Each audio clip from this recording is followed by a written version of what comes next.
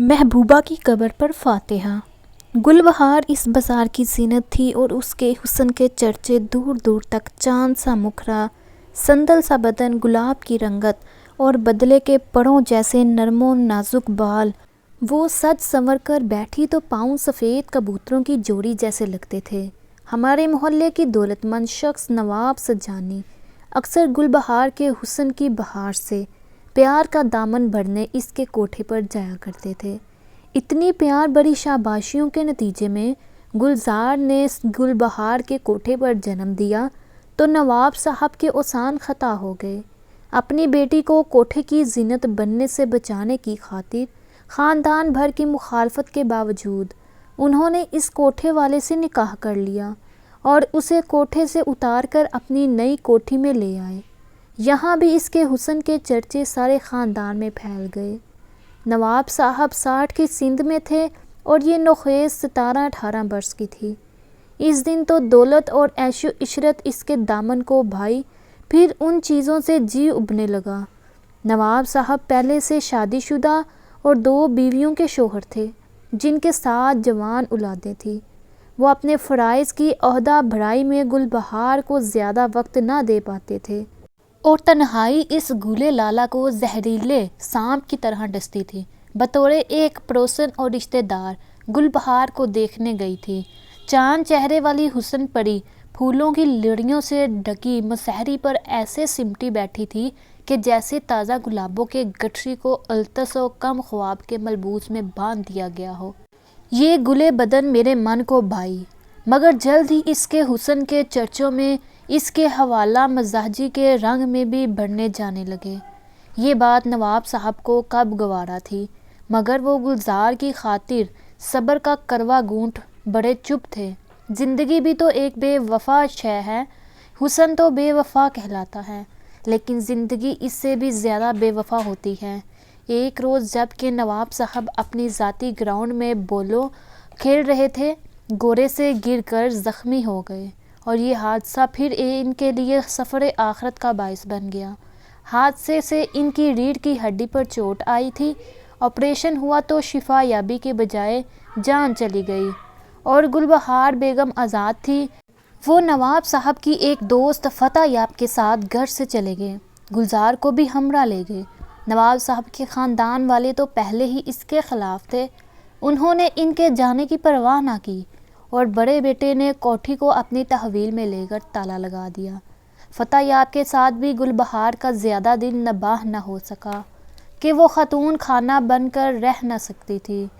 اسے کسی مرد کی طرف سے معاشرتی پابندیاں قبول نہ تھیں، لہٰذا بہت جلد باری حق مہر دے کر انہوں نے گل بہار سے نجات پا لی۔ علیحدہ گھر لے کر وہ ایک آزاد اور خود مختار زندگی گزارنے لگی۔ گلزار سیماب صفت ماہ کی بیٹی تھی۔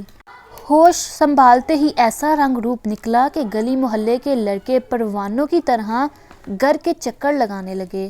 تاہم ماں نے یہ تہیہ کر لیا کہ وہ بیٹی کو زیور تعلیم سے آراستہ کرے گی، کیونکہ یہ نواب کی نشانی تھی۔ اس قیمتی نشانی کو سرِ عام وہ دلدل کا پھول نہ بنانا چاہتی تھی تاکہ اس کا اپنا بڑھاپا بھی محفوظ ہو جائے۔ اسی کارن تو اس نے شرفا کے محلے میں گھر خریدا تھا، جہاں اس کے 1-2 چاہنے والوں کو ہی ملاقات کے لیے رسائی ملتی تھی۔ اس نے گلزار کو ایک اچھے اسکول میں پڑھایا اور جب اس نے شاندار نمرود سے میٹرک پاس کر لیا تو کالج داخلہ کرا دیا۔ گل بہار نے گلزار کے چچا سے رابطہ رکھا ہوا تھا تاکہ نواب صاحب کے رشتہ داروں کو باور کروا سکے کہ اس نے ان کے خاندان کے ناموس کو مٹی میں نہیں ملایا، بلکہ نواب صاحب کی بیٹی کو پڑھا لکھا دیا ہے تاکہ اس کی شادی کسی اچھے اور عزت دار گھرانے میں ہو سکے۔ دراصل وہ یہ بھی چاہتی تھی کہ نواب کی جاگیر و جائیداد سے گلزار کو بھی اس کا شرعی حق مل جائے اور ددیال میں اگر خاندان والے کوئی اچھا رشتہ لائیں تو بیٹی کو بھی اس کے باپ کے خاندان میں واپس بھیج دیں۔ عقل نو عمر کے ساتھ آتی ہے، پہلے عقل سے کام نہ لیا، عمرے تھے، باقی عمر سنبھالی نہ گئی۔ نواب صاحب کے مرحوم ہوتے ہی اس کے گھر سے باغ نکلی۔ اب بڑھاپے کی چاپ سنائی دے رہی تھی اور بچی جوان ہو گئی۔ اپنی اس غلطی کا ازالہ بھی کرنا چاہتی تھی، تبھی بیٹی کی عزت کو بہت سنبھالتی تھی، یہ کانچ کی گڑیا غلط ہاتھوں میں جا کر نہ ٹوٹ جائے۔ گلزار لاکھ نگرانی میں پلی تھی، لیکن جوانی دیوانی ہوتی ہے۔ ایک روز یونیورسٹی آتے ہوئے اس کی نگاہیں ایک نوجوان سے چار ہو گئی اور دونوں نے ایک دوسرے کو پسند کر لیا۔ اس نوجوان کا نام بختیار تھا اور وہ ایک زمیندار گھرانے کا چشم و چراغ تھا۔ دونوں ایم اے کے طالب علم تھے اور روز ملاقات ہوتی تھی تو محبت بھی گہری ہوتی گئی۔ گلزار نے بختیار کو اپنے خوابوں کا مرکز بنا لیا، لیکن اسے یہ علم نہ تھا کہ وہ شادی شدہ اور 2 بچوں کا باپ ہے۔ بختیار کا تعلق ایک گاؤں سے تھا اور 9 عمری میں روائج کے مطابق بٹے سٹے میں شادی ہو گئی تھی۔ وہ تعلیم مکمل کرنے کی خاطر شہر آیا ہوا تھا۔ یہاں اس کے والد نے ایک دوست کی کوٹھی جو خالی پڑی تھی اسے رہائش کے لیے مہیا کرا دی تھی اور گاڑی بھی لے کر دی تھی۔ وہ صرف چھٹیوں میں ہی گاؤں جاتا تھا۔ وقت کے ساتھ ساتھ محبت میں مزید رنگ بڑھتا گیا اور نوبت یہاں تک پہنچی کہ دونوں کو زمانے کا ڈر نہ رہا، آزادانہ ملنے لگے۔ بے اختیار بختیار کو اس گل بہار سے عشق ہوتا جاتا تھا۔ یہ نہ سوچا کہ ان کی باغیں تو باپ کے ہاتھوں میں ہیں، جب کھینچ لی تب کیا ہوگا۔ وہ اسے اب ہمیشہ کے لیے اپنانا چاہتا تھا، مگر مجبور تھا، خاندانی بندشیں رکاوٹ بنی ہوئی تھی۔ بہت سوچا تھا تو دماغ ٹکرانے لگا تھا۔ اسی کشمکش میں بھی یہ بہت دور نکل گئے، تمام فاصلے مٹ گئے، تن من کی دنیا ایک ہو گئی، مگر وہ فاصلے نہ مٹ سکے جو سماج میں حائل کیے تھے۔ گلزار اب پریشان رہنے لگی۔ وہ بار بار کہتی، بختیار تم روز کل پر بات کو ٹال دیتے ہو، اور میری جان پر بنی ہے وہ بھی پریشان تھا، مگر اس کی سمجھ میں نہ آتا تھا کہ کیا کرے اور اس مسئلے کا کیا حل نکال لے۔ عام حالات میں ایک دولت مند گھرانے کا چشم و چراغ تھا۔ گل بہار کو اسے اپنا داماد بنانے پر کوئی اعتراض بھی نہ تھا۔ آج نہیں تو کل اس کی حالت ماں پر کھلنے والی تھی۔ گلزار ایک بہت بڑی مصیبت میں گرفتار تھی جس کا حل سوائے شادی اور کوئی نہ تھا۔ بات ہی ایسی تھی کہ اب بختیار بھی شادی کے معاملے کو آج کل پر نہیں ڈال سکتا تھا۔ بہت سوچ بچار سے اس کے سر میں درد رہنے لگا۔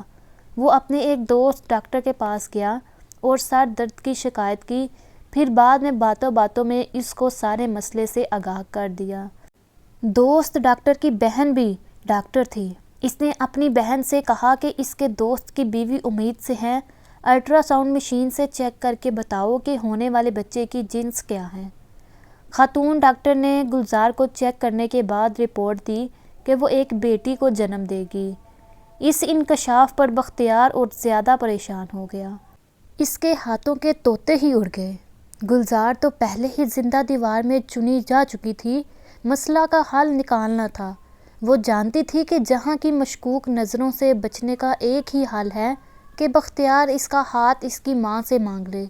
ایم اے کے سالانہ امتحان ہو چکے تھے اور اب دونوں کی راہیں جدا جدا ہونے کو تھی۔ گلزار کا اصرار شدت اختیار کرنے لگا تو بختیار کو لگا کہ کسی دن اس کے دماغ کی کوئی نس پھٹ جائے گی اور وہ کوئی فیصلہ پھر بھی نہ کر سکے گا۔ یہ ان کا یونیورسٹی میں آخری دن تھا۔ آج گلزار اسے اپنے گھر چلنے پر اصرار کر رہی تھی۔ بختیار نے کہا، اچھا گاڑی میں بیٹھو، چلتے ہیں۔ دونوں گاڑی میں بیٹھ گئے اور بختیار نے ایک انجانی منزل کی سمت گاڑی چلا دی۔ گلزار نے آنسو پونچھ ڈالے اور خوشی سے مسکرا دی۔ وہ کہہ رہا تھا کہ میں تم سے شادی کروں گا، ضرور کروں گا۔ مجھے اپنی بہن کے گھر اجڑنے کا غم نہیں، اپنے سسر اور بہنوئی کی بھی کوئی پرواہ نہیں ہے، بس ہم آج ہی شادی کر لیں گے۔ وہ خوشی سے کھل اٹھی تھی، یہ سمجھتی تھی کہ بختیار اس سے شادی کرنے سے کتراتا ہے کیونکہ وہ اس سے محبت نہیں کرتا۔ اب اسے یقین ہو گیا کہ وہ اس سے محبت کرتا ہے۔ آج بختیار اس سے ایک عجیب سی سرمستی میں باتیں کرتے جا رہا تھا اور گاڑی کو بہت سبک کر رفتاری سے چلا رہا تھا۔ گلزار نے کہا کہ کدھر جا رہے ہو؟ میرے گھر چلو نا۔ وہ بولا، چلتے ہیں، 2-4 منٹ ذرا دریا کی سیر تو کرتے چلیں، تازہ ہوا لے لیں۔ کیا خبر تمہاری والدہ ہی رشتہ دینے سے انکار کر دیں اور یہ ہماری ملاقات آخری ہو۔ کیسی باتیں کر رہے ہو بختیار، تم ہوش میں تو ہو؟ اگر انہوں نے انکار بھی کیا تو میں کب پیچھے ہٹنے والی ہوں، تمہارے ساتھ نکل بھاگوں گی۔ تم تو خواہ مخواہ پریشان ہو گئی۔ ارے بھائی میں کب پیچھے ہٹنے والا ہوں، اب تو جینا مرنا تمہارے ساتھ ہے۔ ہم مرنے کی باتیں کیوں کر رہے ہیں جبکہ ایک خوبصورت زندگی ہماری منتظر ہے۔ وہ اسے حسین خواب دکھانے لگا، مگر ایک بے یقینی کے لہجے میں، جیسے کہ اسے خود بھی ان خوابوں پر یقین نہ ہو، جیسے وہ خود سے جھوٹ بول رہا ہو، اسے اور خود کو بہلا رہا ہو۔ ایک دم سے رفتار تیز کر دی۔ خدا کے لیے بختیار، ہوش میں رہو۔ دریا کے پل پر اتنی تیز گاڑی کیوں چلا رہے ہو؟ مرنے مارنے کا ارادہ ہے کیا؟ جب جان دینی ہی ٹھہری ہے تو پھر ڈرنا کیسا؟ اگر تمہاری زندگی میری ہے تو پھر وہ میری ہی تو ہے۔ اگر میرے ہاتھوں سے یہ زندگی چلی جائے تو ہماری محبت بھی امر ہو جائے گی۔ فضول باتیں نہ کرو اور گاڑی روکو ورنہ ہم دریا میں جا پڑیں گے۔ پل پر تیز گاڑی چلانا منع ہے۔ تو اعتبار نہیں ہے مجھ پر؟ یہ لو۔ اس نے عین پل کے کنارے گاڑی اور تیز کر دی، یہاں تک کہ ہاتھ اسٹیئرنگ پر بے قابو ہو گئے، اور اس مذاق میں ان کی گاڑی سامنے سے آتی بس سے جا ٹکرائی۔ گاڑی پل کے کنگ کو توڑتی دریا میں جا گری۔ اس حادثے کے چشمدید بہت سے لوگ تھے۔ وہ بھاگ کر موقع پر آ گئے، لیکن کوئی بھی ڈوبتی لڑکی کو نہ بچا سکا۔ وہ فضا میں ہاتھ بلند کرتی رہی، مگر دریا کی تند موجیں اسے موت کی وادی میں کھینچ لیں گی۔ بختیار البتہ تیرتا ہوا کنارے تک آ گیا، لیکن پھر وہ تھک گیا اور ڈوبنے لگا۔ تبھی ایک ملاح نے کشتی سے چھلانگ لگا کر اسے ڈوبنے سے بچا لیا۔ لڑکی کی تلاش کی گئی، جلد ہی اس کی لاش کو ایک تنکے کی مانند لہروں نے سطح پر اچھال دیا۔ پوسٹ مارٹم میں ایک انکشاف ہوا کہ وہ امید سے تھی۔ کچھ دن تفتیش کا سلسلہ چلا، پھر یہ داستان ماضی کا حصہ بن گئی۔ گلبہار کے گھر ذرا سی دیر کو بھی اس کی بیٹی کا مردہ بدن نہیں لایا گیا تھا۔ ہسپتال سے اسے قبرستان لے گئے تھے۔ وہ ساتھ گئی اور بین کرتی کرتی تھی، اور اس کے بین عرش تک جا رہے تھے کہ یہی اکلوتی بیٹی اس کی زندگی کا واحد سہارا تھی۔ اس حادثے کے بعد گلبہار کو چپ لگ گئی۔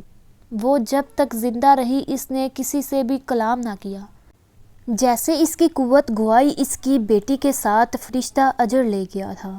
بیٹی کے بعد وہ صرف 5 برس جی سکی اور ایک روز اپنے گھر میں مردہ پائی گئی۔ شاید کہ اسے دل کا کوئی مرض تھا۔ تبھی تنہائی میں ایک رات اس کا ہارٹ فیل ہو گیا اور وہ اس بے رحم دنیا سے منہ موڑ کر چلی گئی۔ گلبہار نے اپنی زندگی میں ہی اپنی بیٹی کی قبر کے ساتھ اپنی قبر بھی بنوا لی تھی، جس میں اناج بھر کر قبر کو بند کر دیا تھا۔ پڑوسیوں کو وصیت کر دی تھی کہ جب میں مروں مجھے میری بیٹی کے برابر بنی ہوئی قبر میں دفن کیا جائے۔ پڑوسیوں نے اسے اس کی بیٹی کی قبر کے برابر دفن کیا تو شاید گلبہار کی بے چین روح کو قرار آ گیا ہوگا، مگر پڑوسیوں کی آنکھیں اشک بار تھیں۔ سنا ہے آج بھی جب سال میں ایک بار بختیار گلزار کی قبر پر فاتحہ کے لیے جاتا ہے تو وہ گلبہار کی قبر پر فاتحہ خوانے کا اہتمام ضرور کرتا ہے، اسی سوچ کے ساتھ کہ شاید اس طرح اس کی محبوبہ کی روح کو قرار مل جائے۔ تو دوستو، اگر آپ کو ویڈیو اچھی لگی ہے تو ویڈیو کو لائک لازمی کریے۔ نیکسٹ آنے والی ویڈیو تک آپ اپنا اور اپنے پیاروں کا خیال رکھیں۔ اللہ حافظ۔